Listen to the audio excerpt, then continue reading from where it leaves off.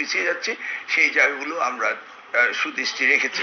এছাড়া আমাদের SSC result আমরা 20 জুলাই আউট করব, সেই নির্দেশনা আমরা দিয়ে দিয়েছি এবং পরবর্তীতে আমাদের এসএসসি পরীক্ষার রুটিন এবং আমরা সবকিছু অ্যানাউন্স করেছি।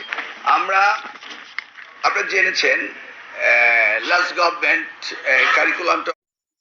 হ্যালো শিক্ষার্থীরা, আসসালামু আলাইকুম। তোমাদের এসএসসি পরীক্ষার 2026 এর রেজাল্ট কবে দিবে সেই নিয়ে আজকে আমি চলে আসলাম।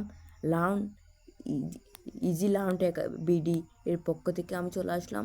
তোমরা আমাদের এই চ্যানেলটি সাবস্ক্রাইব করতে ভুলবে না। তোমাদের এইচএসসি পরীক্ষার 26 সালের রেজাল্ট দিবে হলো আগামী 20 জুলাই।